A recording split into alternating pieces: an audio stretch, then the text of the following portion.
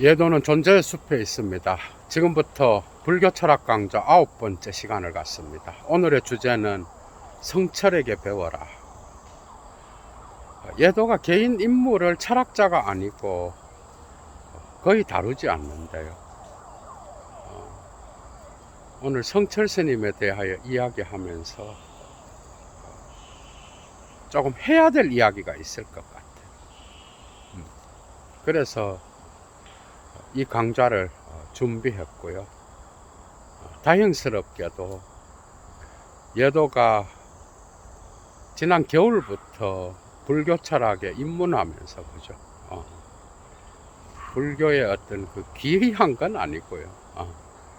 입문하면서 정말 많은 것을 배우게 됐는데 예도의 선생님께도 감사드리고 그리고 또 예도에게 주변에 있는 경남에 계시는 아주 훌륭한 스님이 또 한 분 계십니다. 예도 주변에는 또 다른 한 분은 있는데 이분은 좀 멀리 있고 모든 분들에게 감사드리고요.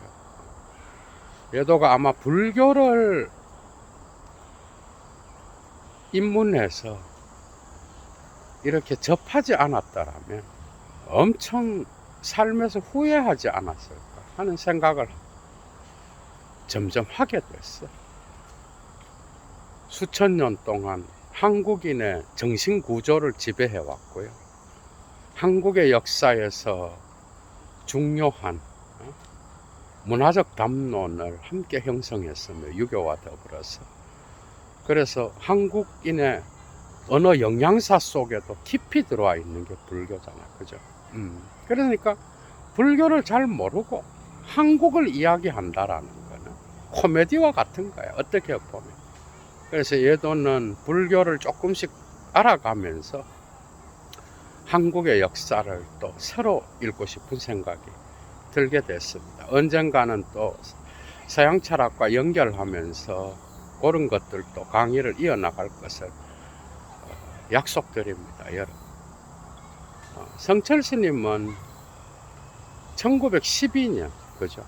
1912년 경남 산청에서 지리산 자락에서 유교 집안에서 장남으로 태어나셨죠. 그죠? 어릴 때부터 책 읽는 걸 좋아했고요.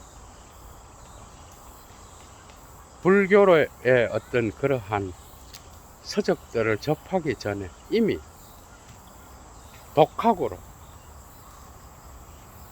칸트의 순수 이성 비판부터 실천 이성 비판, 하이네의 시, 그 옛날에 책이 어떻게 있었는지 그건 잘 모르겠어. 여도가 이런 것들을 읽으셨고 심지어 칼 마르크스의 자본론, 유물론에도 관심이 많으셨고요. 그 다음에 성서의 신구약 성서를 또 읽으셨고 이미 어릴 때부터 청년 시절부터 인간의 삶의 근원이 무엇인지 근원적인 질문, 상당히 철학적인 사유를 갖고 계셨다고 해도 과언이 아니고 그게 인간의 삶의 근원적인 어떤 질문을 던지면서 다양한 동서양의 어떤 그러한 책들을 섭렵해 나가시다가 뭔가 만족이 되지 않는 영원에 대한 문제, 죽음에 대한 문제, 그 다음에 인간이 살아가면서 접하게 되는 거죠. 무에 대한 문제, 이런 것들을 이제 화두로 갖고 계시면서 어떤 스님이 전해준 정도가라고 하는 책을 받게 되는데 이것을 읽으면서 이제 뭔가 내가 갖고 있었던 근원적인 질문에 답할 수 있는 그런 계기가 됐다라고 해서 그 책을 접하면서 이제 불교로 입문하게 되는 거예요. 그래서 자기 집에서 가까운 거죠. 공부도 초등학교 6년? 그 다음에 또 중학교라고 나오는데 정확한 그 옛날의 제도를 모르니까 그죠. 거기까지 공부하셨고 거의 다 독학으로 이러한 어려운 칸트 철학을 젊었을 때부터 그죠. 읽으면서 삶의 근원적인 무의 문제, 죽음의 문제, 영원의 문제에 대하여 화두를 이미 갖고 계셨다는. 그래서 대원사로 가시게 되는데 그게 1935년입니다. 가까운 어떤 집에서 가까운 그런 절이겠죠. 그죠? 해인사 소속의 대원사로 가서 출가하지 않는 자에게 방을 내주는 것은 거의 유례가 없는 일이었다고 해요. 그래서 거기에서 또 수행에 또 들어가시고 머리를 깎지도 않고 쉽게 말하면 세속인으로서 그죠. 속인으로서 거기에서 이제 참선에 들어가신 거예요. 그죠. 그래서 영혼에 대한 화두를 갖고 계속해서 질문을 던지면서 수행을 하시다가 이제 1936년도에 해인사로 가셔갖고 거기서 주변에 권유도 있고 거기에서 이제 동산 스님의 제자로 그죠. 출가를 하게 되는 거예요. 머리를 깎고. 그때 속세 이름을 버리고 성철이라고 하는 이름을 얻게 되는데 1993년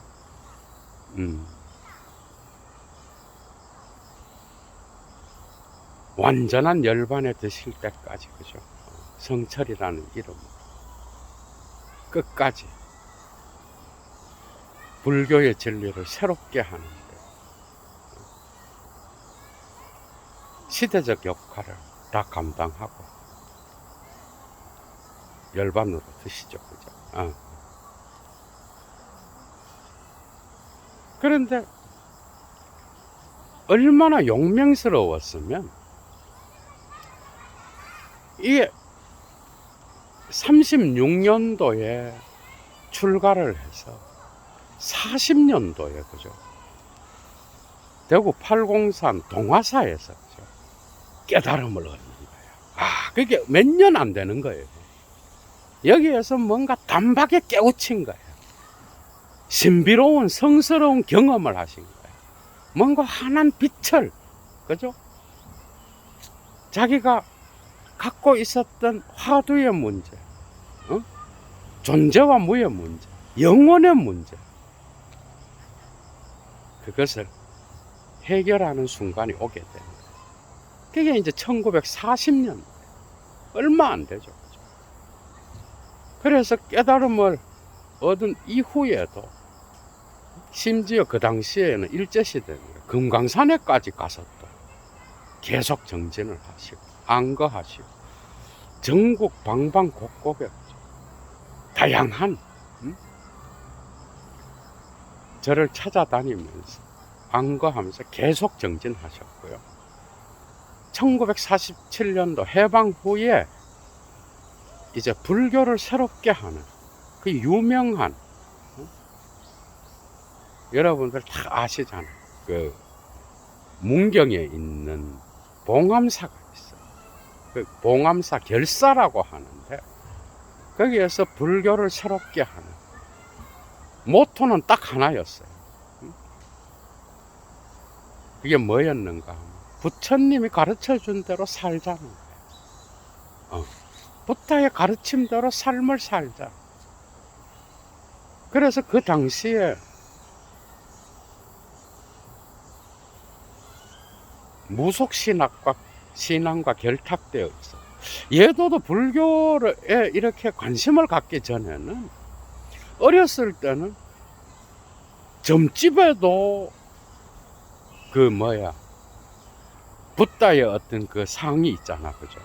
그래서 이 불교와 이러한 무속신앙을 잘 구분을 못 했었어, 어렸을 때. 예도는 또한,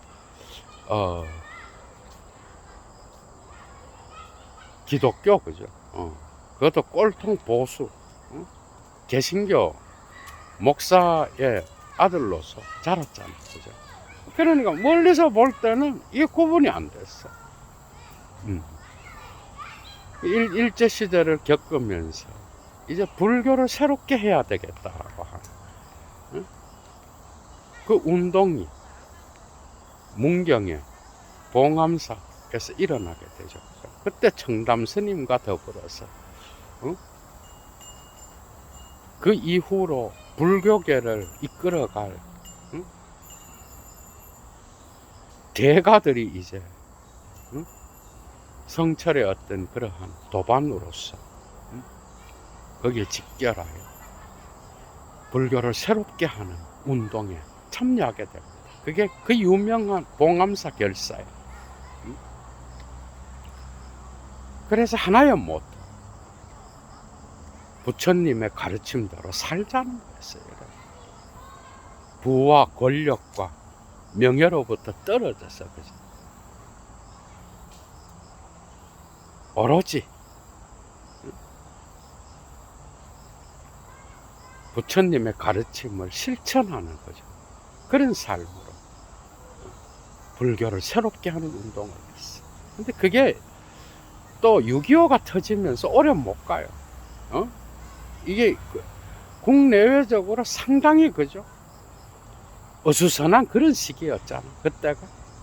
그래서 47년부터 50년 3월까지 이 봉암사 결사 운동이 일어나고 이제 6.25가 터지는 거죠. 그 이후에도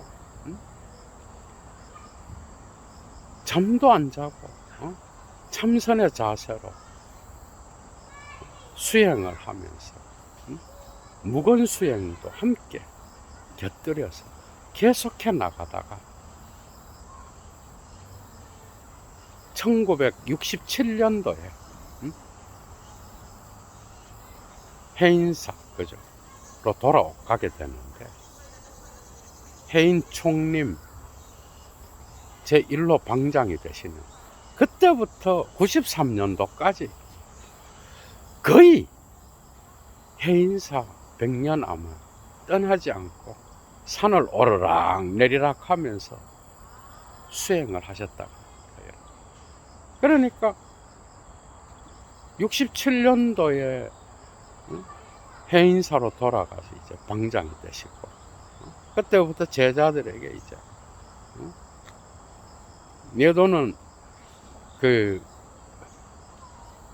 다큐멘터리나 또한 성철 스님에 대한 이야기를 보면서요, 상당히 찔렸는 게, 밥을 뭔가를 많이 먹지 말고, 군것질을 하지 말고, 몇 가지가 나와. 책을 많이 읽지 말아라. 이건 수행에 전혀 말하는 거겠죠, 그죠? 그 다음에 잠을 많이 자지 말아라. 예도는 뭐 잠은 많이 안 자니까 그런데, 이 먹는 거에 대하여 요즘은 좀 자유로운데요.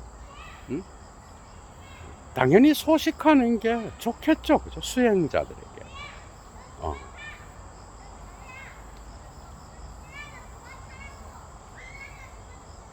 그래서 그때부터 해인사의 어떤 그 방장으로 역할을 하시다가 전두환 정권 때 이제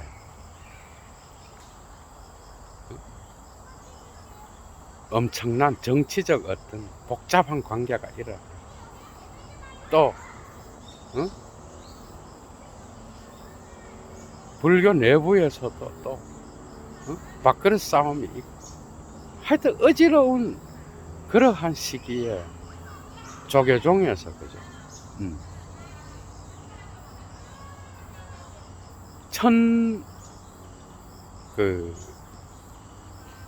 1981년도에 제7대 그죠? 조계종 종정에 이제 취임하게 되는데 이걸 수락합니다.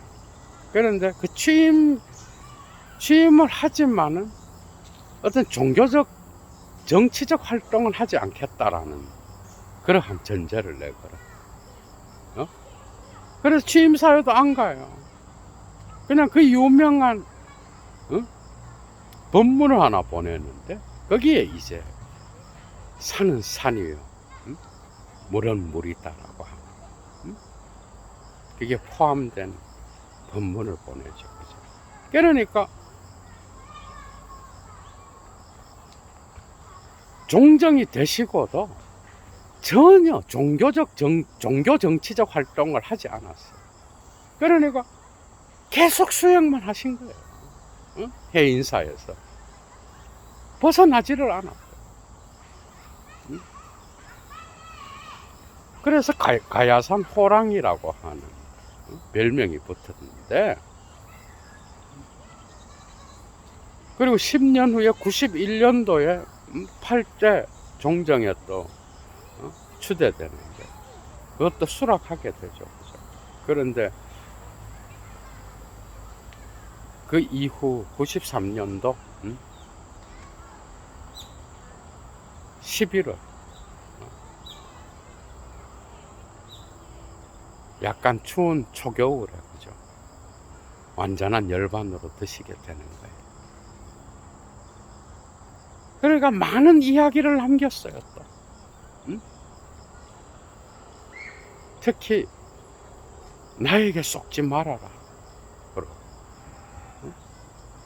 그러니까 언론을 타서 인기를 얻는다든지 권력자를 만난다든지 이런 거 우습게 봤어요. 명예에 전혀 관심 없었고요. 그 다음에 삶은 너무나 청빈했어.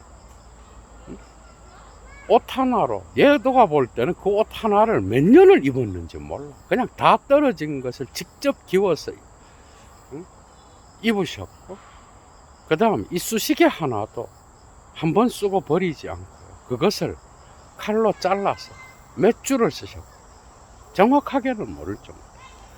그 다음에 그 당시에 달력 한 장 요렇게 뜯는 달력이 있거든요. 요즘 사람들은 잘 모를지 모르는데 얘도는 알고 있어. 그거를 또 화장지로 반을 잘라서 쓰셨고,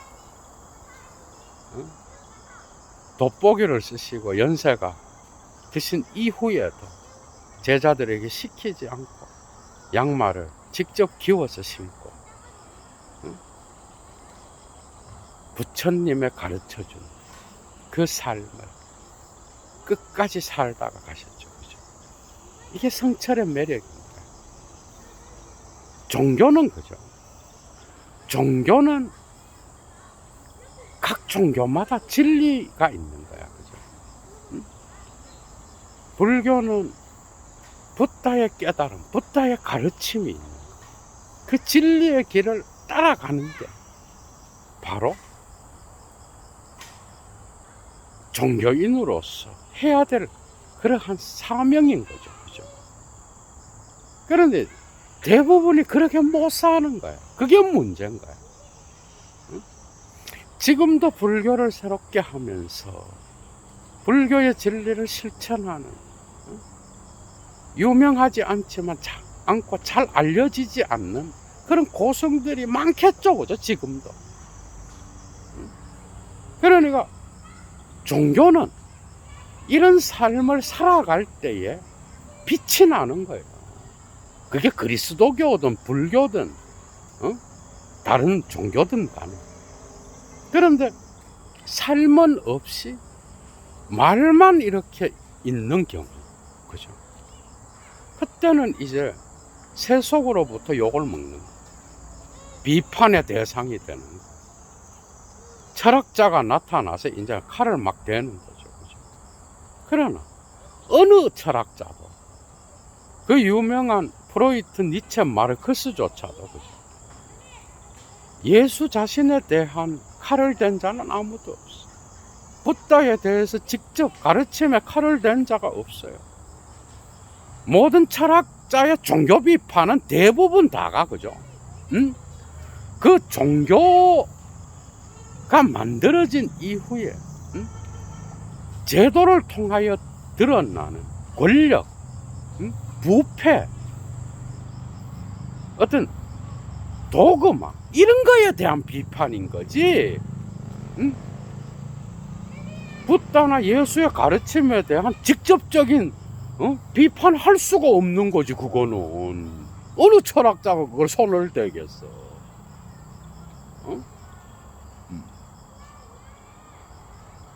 삶을 살아갈 때, 그 진리의 길을 살아갈 때 종교는 이상하게도 그죠.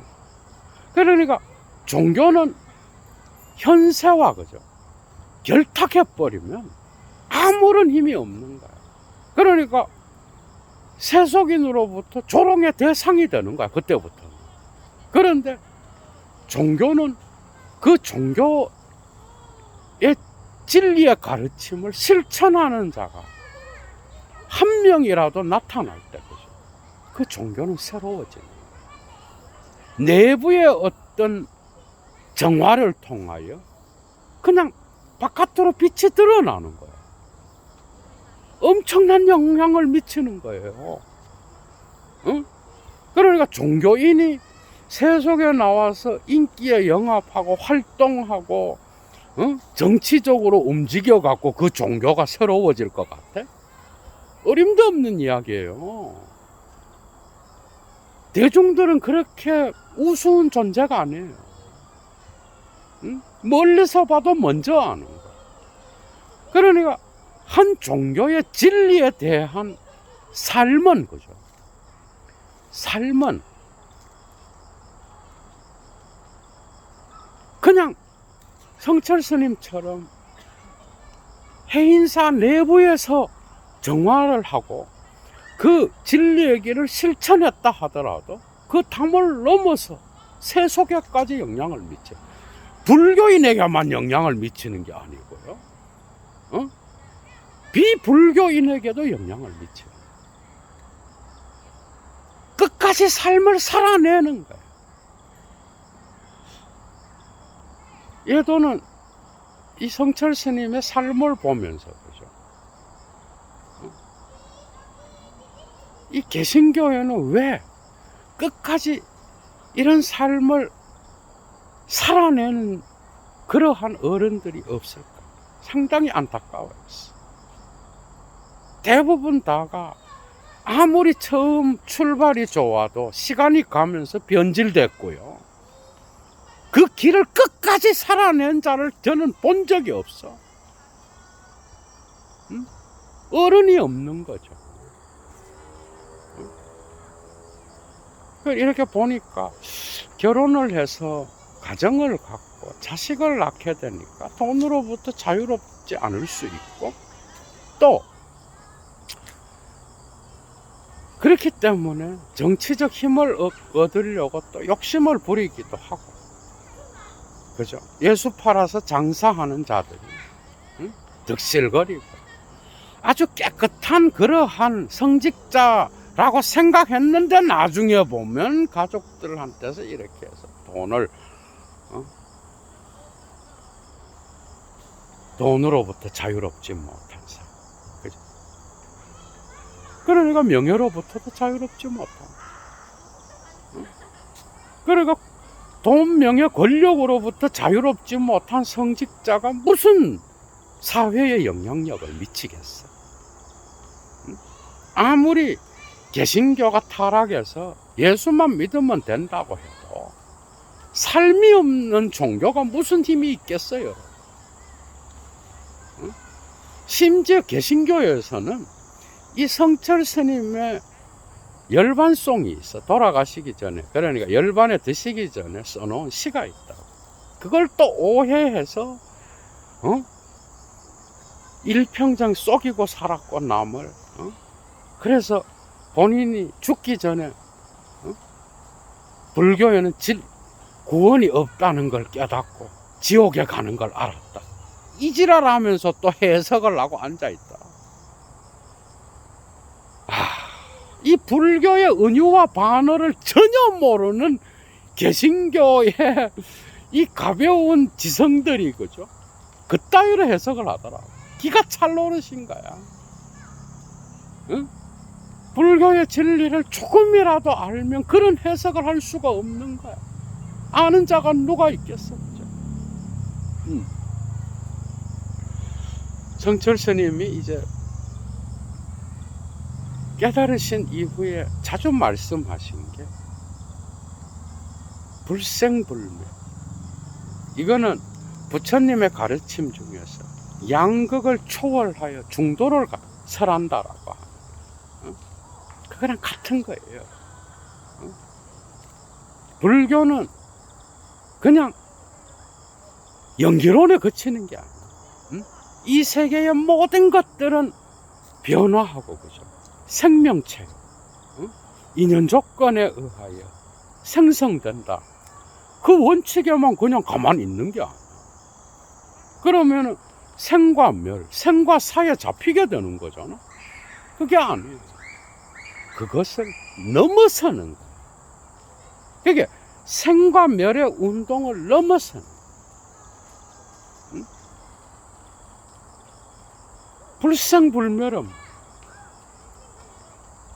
그러니까 성철 스님이 깨달은 거예요. 이거를 독특하게도 이미 아인슈타인의 상대성 이론과 양자물리학하고 연결하셨던 그러한 법문도 보고 그랬는데, 이거는 불교의 가르침의 핵심인 거예요. 그러니까 존재와 무, 생과 사.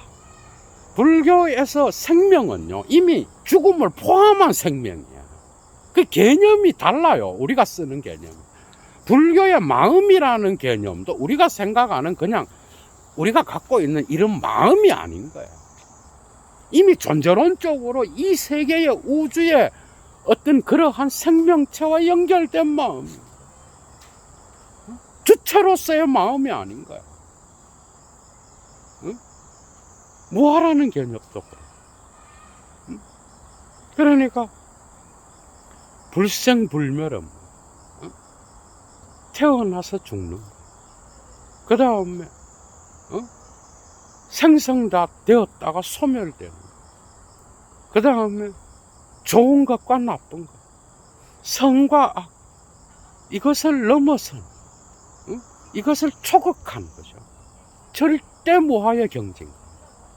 그러니까 여기에서 이러한 깨달음의 세계, 무아의 세계에서 무라 일려의 세계, 그 다음에 해결적으로는 존재와 인식의 일치의 세계죠. 끊임없이 넘어서는 이 불교의 이 위대한 가르침,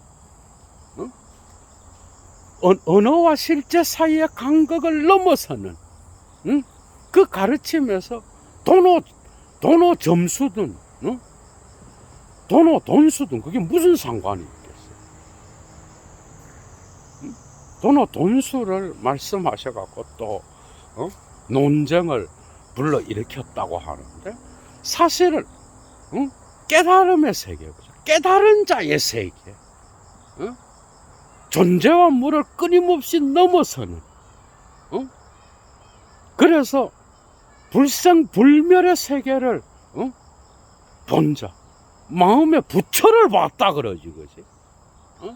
이런 경지에서는 그게 도노돈수든 단박에 깨달아서 그 뒤로부터 계속해서 그것을 갖고 수행의 길을 가듯, 도노점수 진울의 어떤 그러한 점차적으로 깨달아서 깨우친다라는 게, 그게 무슨 어느 말장난인 거지 무슨 차이가 있겠어. 그 깨달음의 경지에서는 볼 때는 그렇다는 거야. 둘 다 맞는 거라는 거야. 어느 하나가 틀린 게 아니라.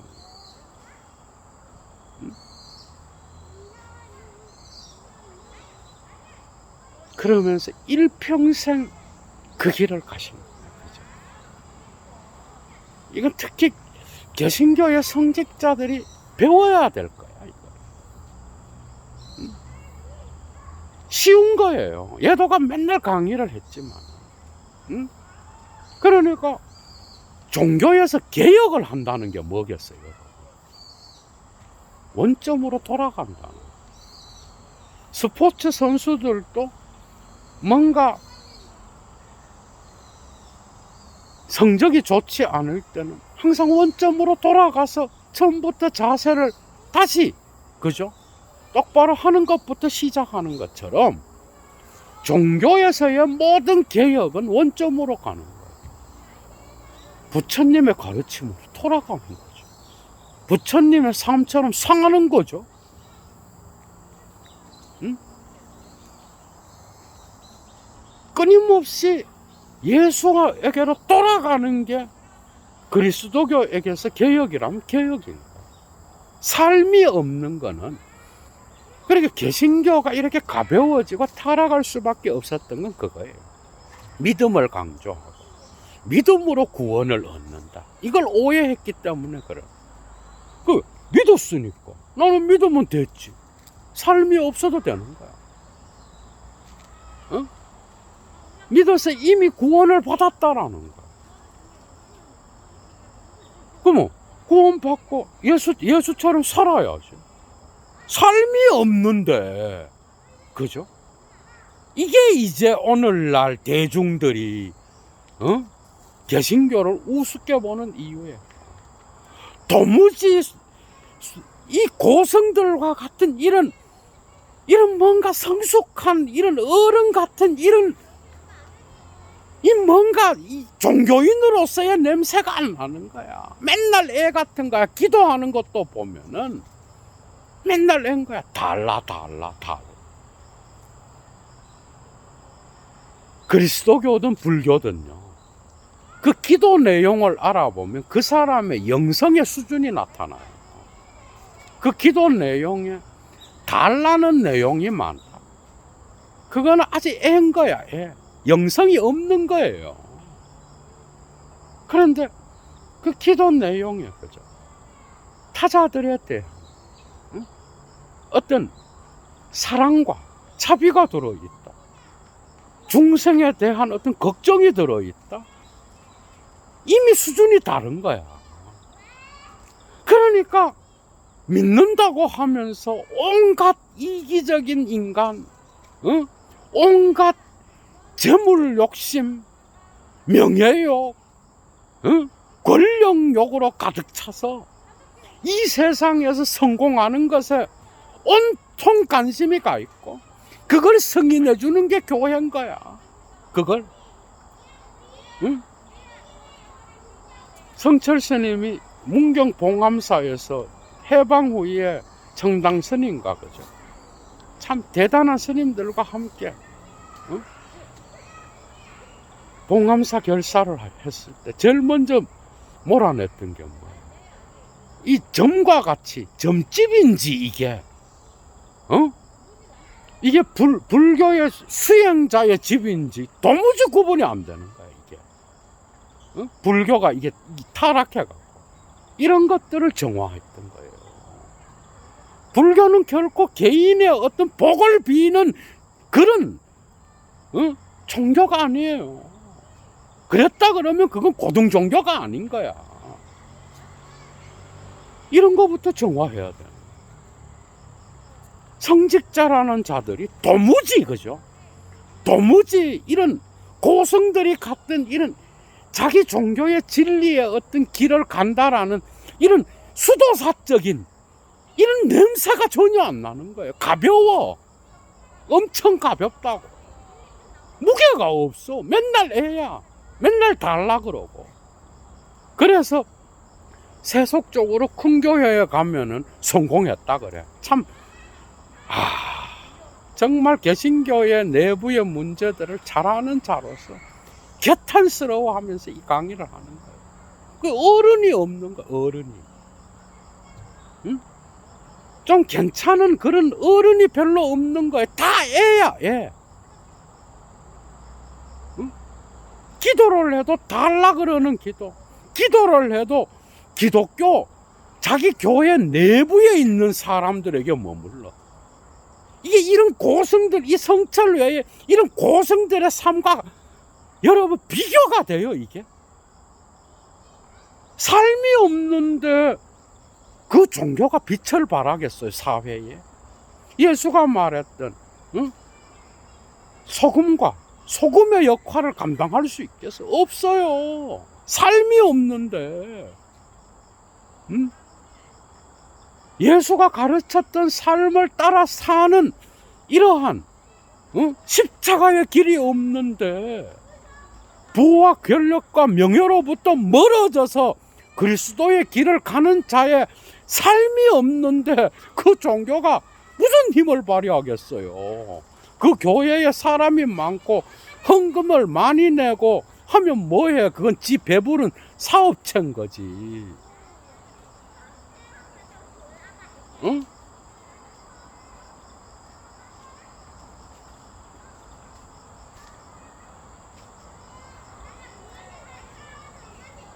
스님이 된다는 게 뭐예요? 개인의 가족을 보살피고, 그죠? 응? 남편으로서 살아간다는 게 아니에요. 보편적 중생의 어떤 고통을 생각한다라는 거예요, 이미. 그죠? 그게 집을 떠나서 머리 깎고 스님이 되는 첫 번째 출발점인 거예요.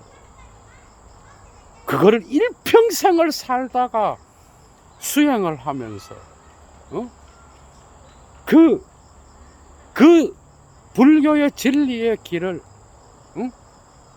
정말 일평생을, 그죠? 돈과 명예와 권력으로부터 멀어져서 그 길을 간다. 평생 청빈한 삶을 산다. 여러분, 이 위대한 이 길을, 그죠? 정말 멋지죠, 그죠? 철학자로서 참 박수를 보냅니다, 여러분. 이건 한 인간에 대한 찬사가 아니에요. 중은 이렇게 살아야 된다. 스님은 이렇게 살아야 된다. 종교인은 이래야 된다라는 걸 보여줬다. 이 강조하는 여러분들도 성철처럼 살아라가 절대 아니에요. 그게 아닌 거야. 그 삶을 통하여 여러분들은 여러분들의 삶을 사는 거야, 그죠? 종교인으로서, 그죠? 불교의 진리를 실천한 자로서 일평생을 이런 삶을 살다가 열반의 세계로 들어갔다라. 위대한 거죠, 그죠? 그러니까 세속인들은요, 종교로부터 원하는 이런 정화된 삶인 거예요. 그냥 멀리서 듣기만 들어도 뭔가 치료가 되는 느낌인 거야.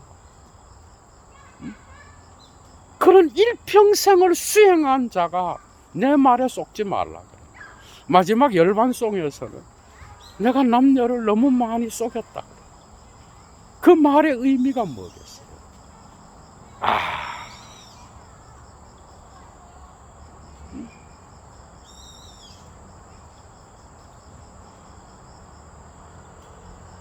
정말 위대한 삶을 산 거야, 그죠? 소탈하고 아이들을 사랑하고 깨끗한 깨달은 자의 청정한 마음을 유지하기 위하여 일평생을, 그죠? 그 수행의 길을 갔던 이 고승의 삶, 이게 바로 불교의 어떤 모든 것들, 모든 정치적인 종교 정치적인 모든 행위보다도 이런 한 사람의 어떤 수행의 길이 불교를 새롭게 하는 거예요. 이런 종교는 비판의 대상이 아니라 대가리를 숙일 수밖에 없는 거야. 어떤 철학자도 누가 비판을 하겠어?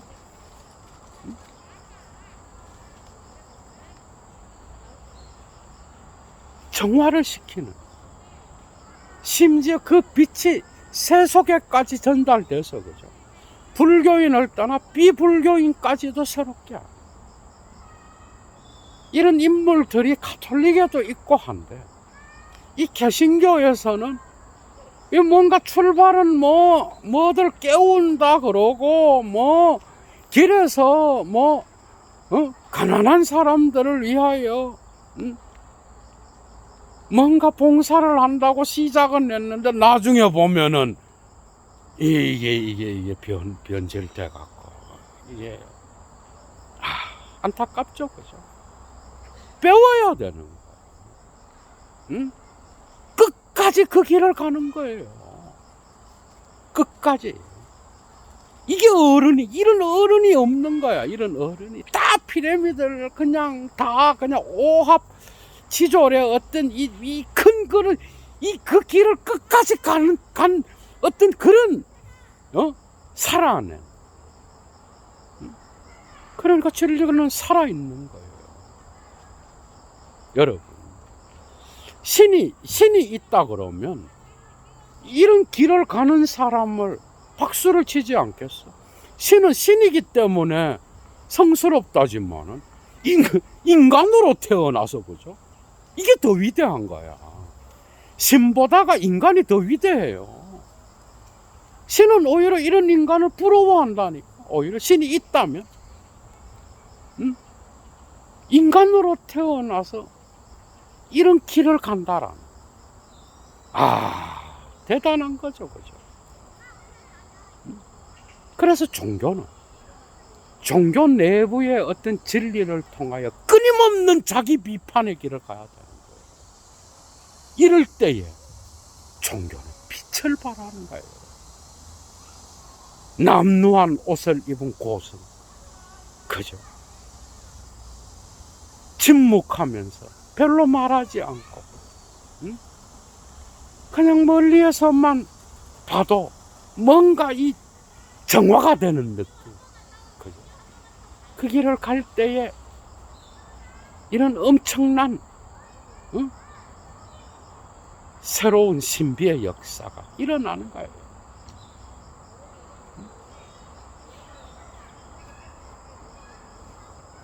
새롭게 하는 거예요. 종교 내부를 새롭게 할 뿐만 아니라, 세속의 중생들까지도 새롭게 하고.